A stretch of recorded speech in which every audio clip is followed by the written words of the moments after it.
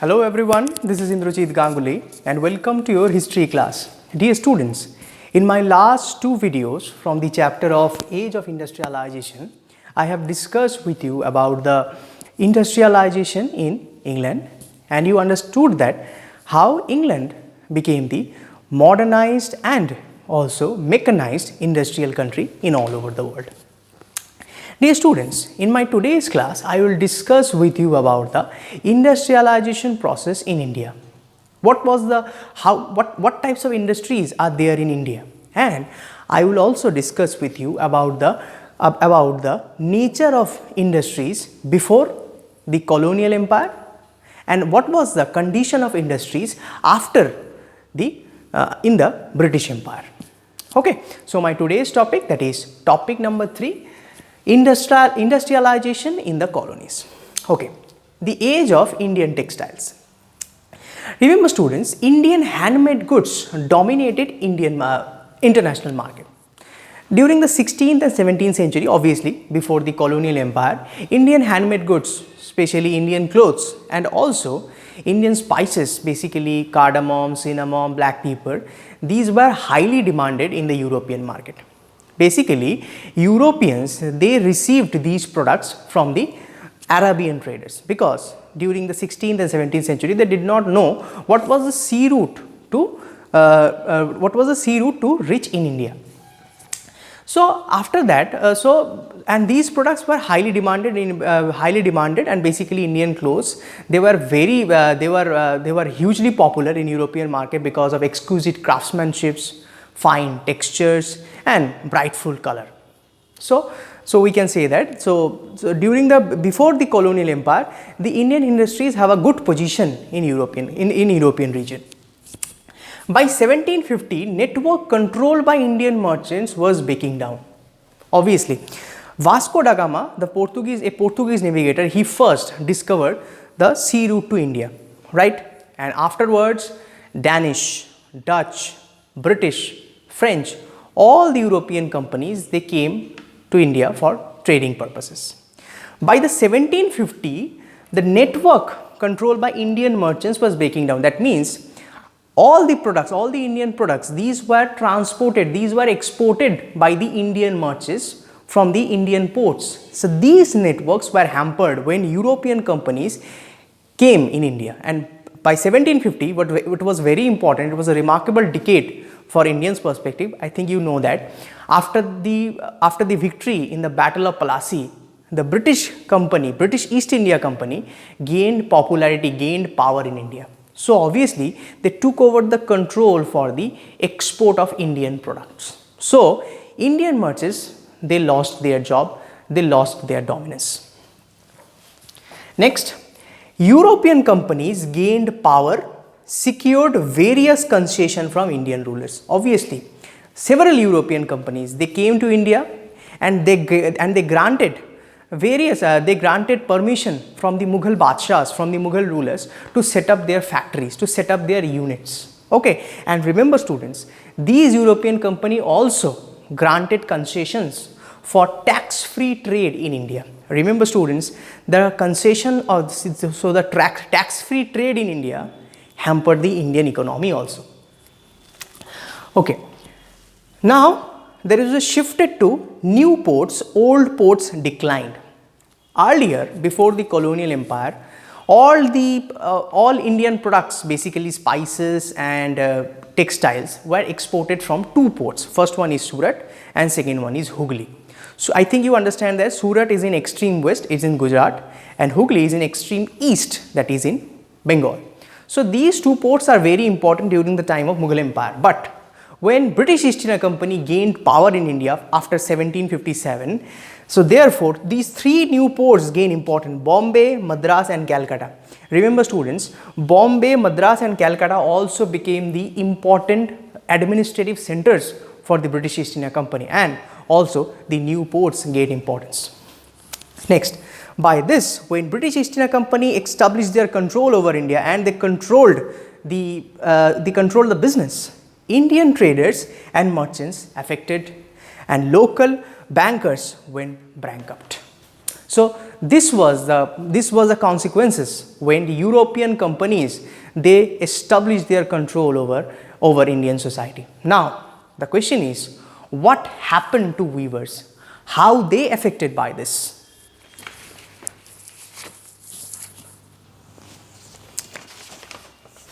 Okay, after the quick success in the Battle of Plassey in 1757 and Battle of Buxar in 1764, now company became the controller of Indian politics. Okay, first of all, British East India Company came for the trading purposes. Now they also became the controller of the Indian politics. So after gaining the political power, British East India Company eliminated competition. That means British East India Company gradually eliminated Portuguese, French, Dutch, Danish, the other European companies. They controlled cost, obviously. They controlled the production cost in India. Ensure regular supplies of clothes. Remember students, all these products are exported to England and also European continent. All these things are controlled by the British East India Company. As I have told you earlier, they were a trading company, but gradually they became the controller of Indian politics, society and economy. Now the question is, what happened to the weavers? By this, weavers were very much affected. The British East India Company assured monopoly rights of trades. As I told you, there is no competition in Indian markets. Other European traders were eliminated. So British East India Company is only there to control the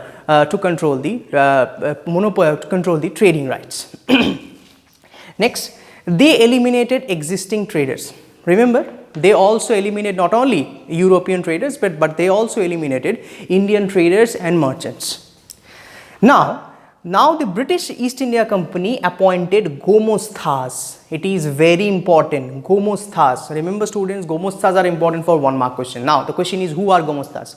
Gomosthas are paid servants of the East India Company. Okay, they are Indian. By the way, they are Indians. They are the paid servants of the East India Company. What was their duty? The Gomosthas supervised the weavers. Okay, they collect supplies and examine the quality of the clothes. Okay, suppose the Gomosthas paid advances to the weavers and took the supplies of clothes from the weavers. Okay, this is the duty of the Gomosthas. But there are news, the clashes between Gomosthas and weavers, because earlier the Indian merchants who took the clothes from the weavers, they basically know the weavers very well, because sometimes they usually lived in the villages with the weavers. So they knew the condition of the weavers. But Gomosthas are outsiders.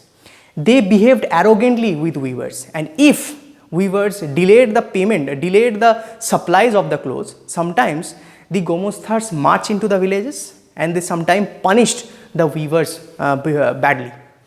So there was a news of clashes between Gomosthas and weavers. By this way, whenever East India Company gained political control the production, villages were deserted, many weavers revolted and sometimes changed their occupations. So this was the condition of Indian villages during the time of East India Company.